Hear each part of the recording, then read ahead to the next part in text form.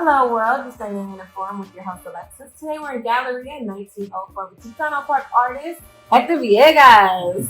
Woo! How are you feeling today?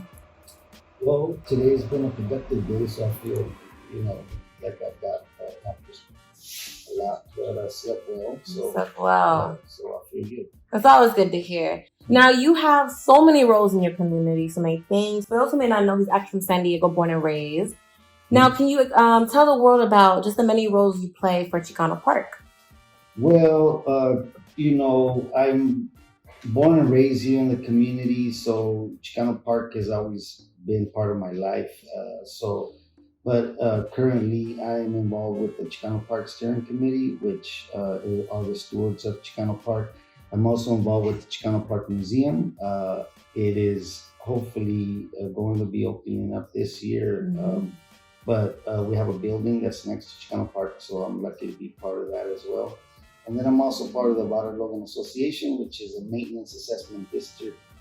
They manage the district and keep the community clean. And then I'm also part of the Barriology planning group, which is it's a whole nother thing. And I've been doing that for a long time, but I do that for the love of the neighborhood and for the neighborhood to be a better place. And that's a lot of roles too to even carry on. They're heavy hitting roles at that. How do you manage to just stay not only helping the community as far as art, but just staying as an act, because it's really an activism role. Yeah. How do you stay balanced with all of that? Well, certain things help, which art obviously is a big outlet, a big release, but family, friends, and even just opportunities like myself just being able to share with you right now and other people checking it out. Those things help me, keep on going forward, and people acknowledging those things. Those things help. But I just keep on going forward because it makes me feel good. I do it in a good way. Yeah. And at the end of the day, I'm kind of paving, kind of a ground for like my family, my kids, people, so they can have a nicer, better community. But yeah, and so that's the thing is, the balance right there is just the how you feel. It makes you feel good. How old were you when you realized that you need to take a stand for your community? Because especially being Hispanic and knowing that, there's negative, not even outlets, there's negative organizations such as ICE, really even the government as a whole. When did you realize that you need to take that stand against that? Well, just growing up, even in the murals, they depict different struggles that have happened. And growing up, I would, read all the, the signs that are part of the murals of different protests or stuff that have happened.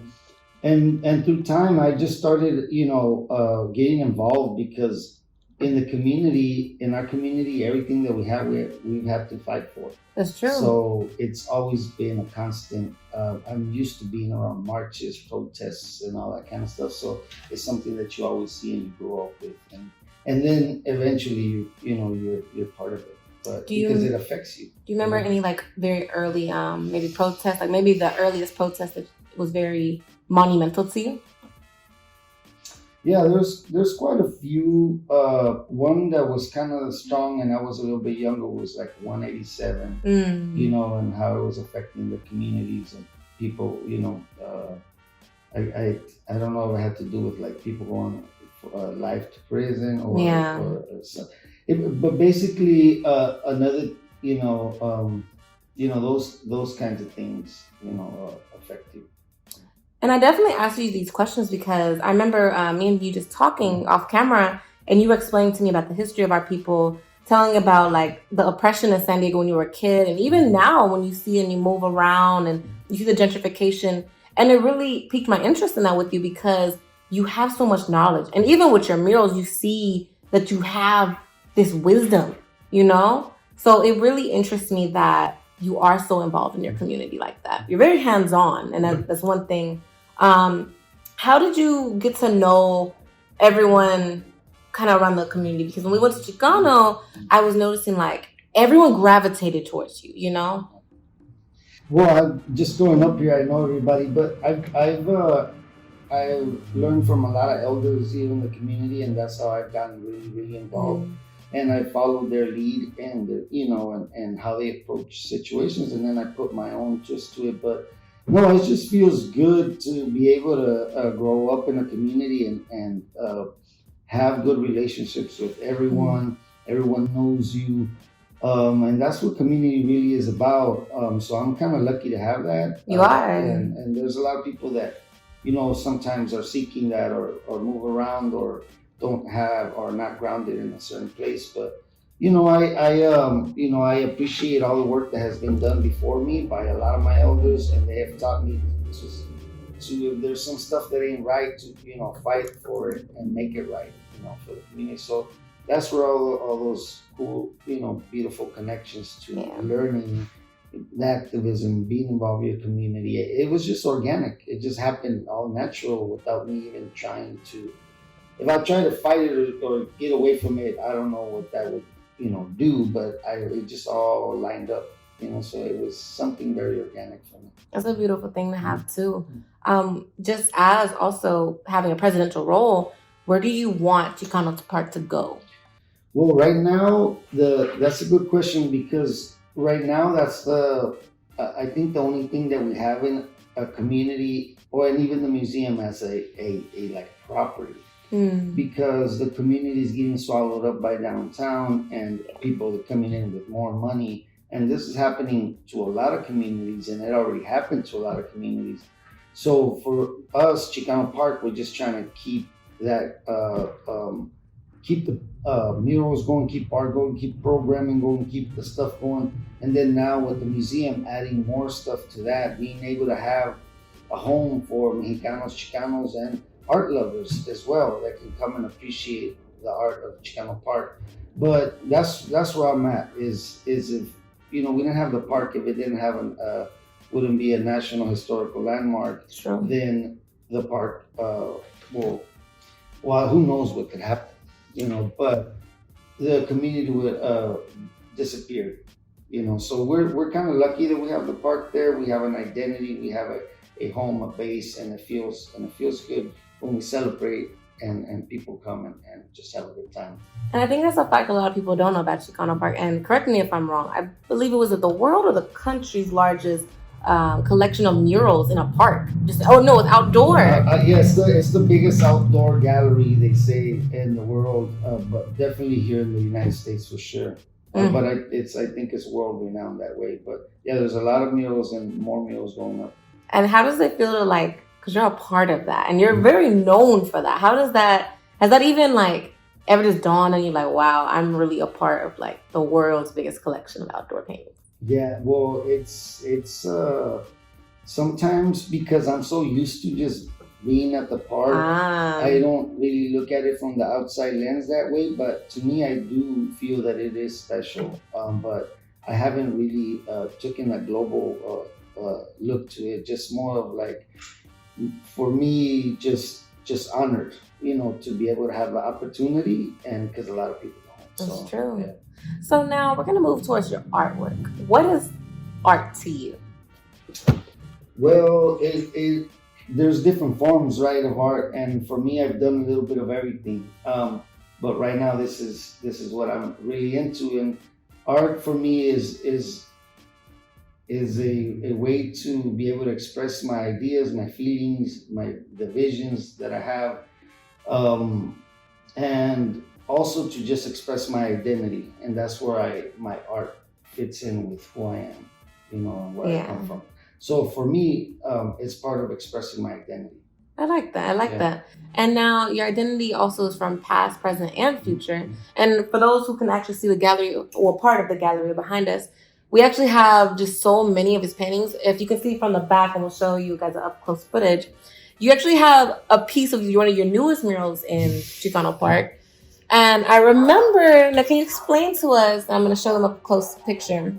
That was your first piece? Yeah, well, the buffalo in the middle is what kind of started the pixelated artwork that I'm known for. And that work right there that artwork kind of also pushed me to really take myself a little bit more seriously as an artist. Mm. And so it was like a breakthrough type of a piece that I made within myself, within my really considering to pursue art, as a Yeah. career. So that really helped me to it's a very impactful piece. Now this piece looks, when I look close, the pixelation looks even hard to do because you had to do the coloring. You had to make sure that it was equally right, equally angled, the sizes were correct. Have you ever had just a really hard painting? What was the most difficult painting to make for you? Well, making squares and making them straight is not hard, but I did have to, trial and error. Obviously, there was some that didn't work out so well, but no, it's just getting everything lined up, knowing how to use a ruler and all that stuff, and then just being able to just have a steady hand with a flat brush, and from there, it's just I just like how the colors burst. They come out, and then you can play with every color scheme doing that kind of work, and it's just so much fun. But yeah, so that was just the idea of just what would I do to a background? What can I do to a background? Because I didn't have that much skills, I didn't have that much, experience, and then so I just started to do a lot of that work, and it worked out. People recognized me for that. Yeah, you actually have a very distinct style, honestly. When I remember when I walked into the park, and what I like too is that you tag at the bottom your name, and I think that also helps with marketing you, because the minute I saw, I was like, who did this? And I looked down, I was like, oh, and I looked you up, and that's when I hit you up, because you have such a distinct style, and when you look closer, you see, but you see the history as well. What drove that in you to put in kind of like the past and the future into your paintings? Yeah, well, I think that as Chicano, as a Mexicano, like I feel that still my past and how I look and who I am, and the culture that I'm part of. Sometimes we,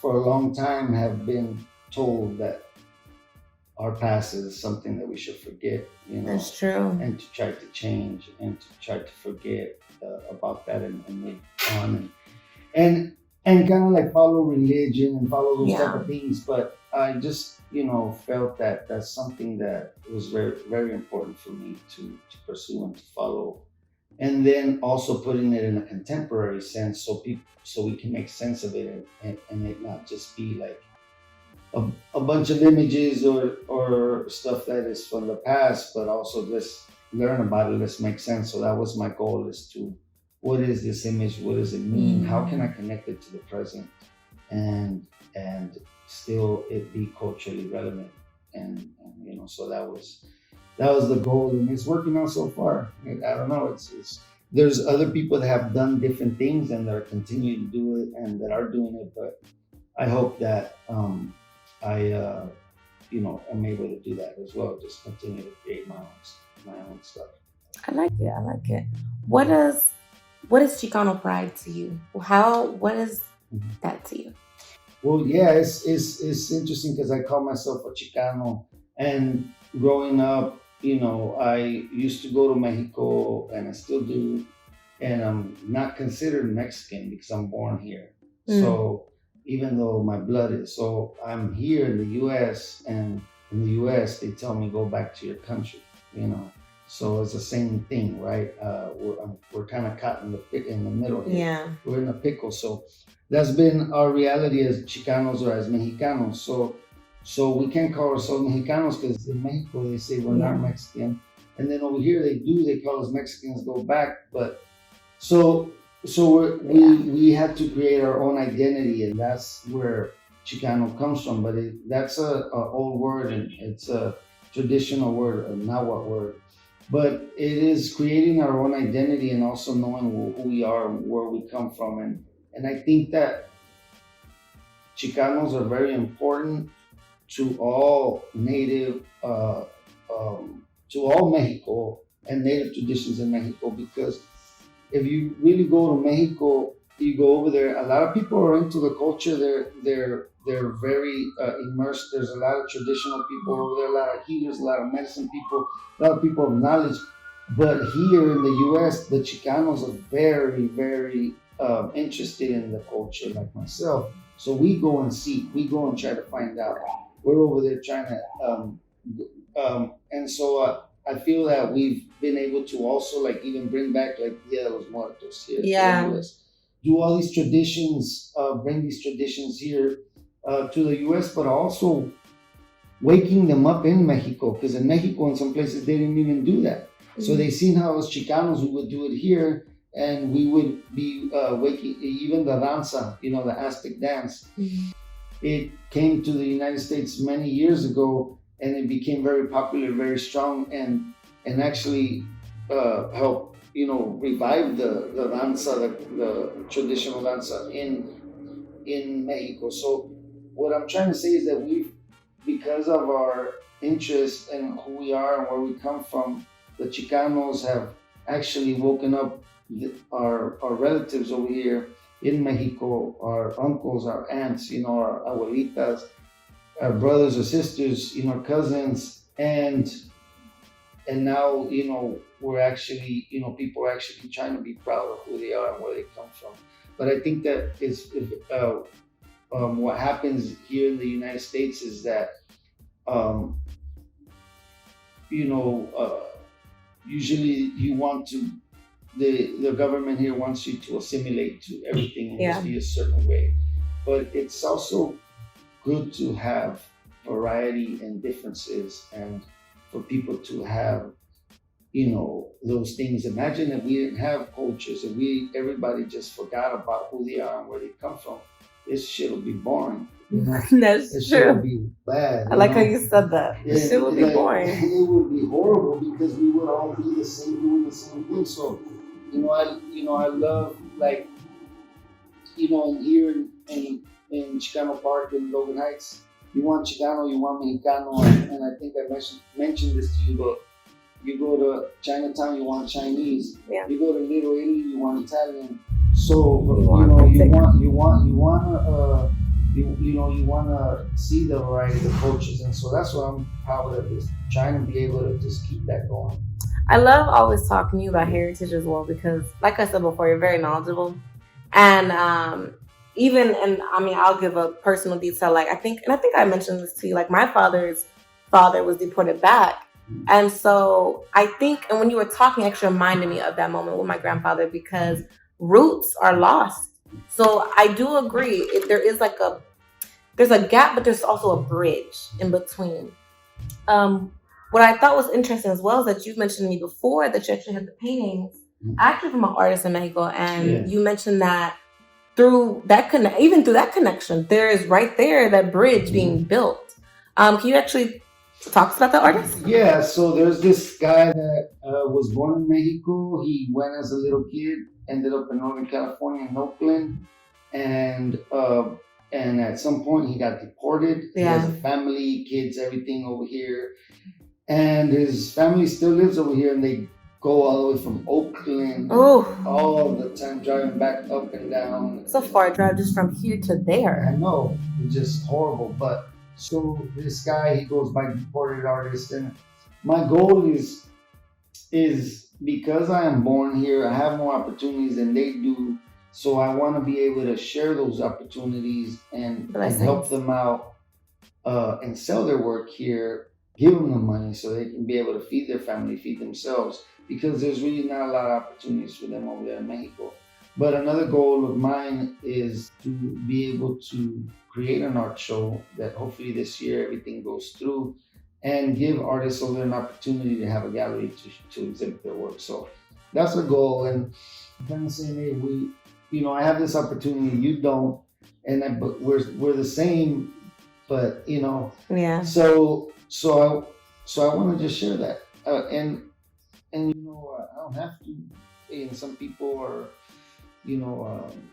ask me, well, why do you want to do that for? You're gonna put and I don't. But why not? Yeah, and that's just my thoughts. Always try to be positive and try to have a connection, like you said, with that's my goal is that connection with my brothers and sisters on the other side of the border. But it's gonna be cool, Yeah. I don't mind spending a little bit of money. It's okay, but at the end goal, it's just gonna be a lot of people are gonna eat.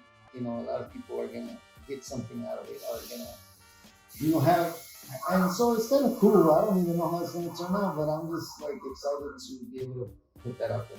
Well, everyone, I hope you guys enjoyed this interview. We will definitely leave all details on him and how to contact him and social media down below. Make sure to like, subscribe, and you have anything for them to know?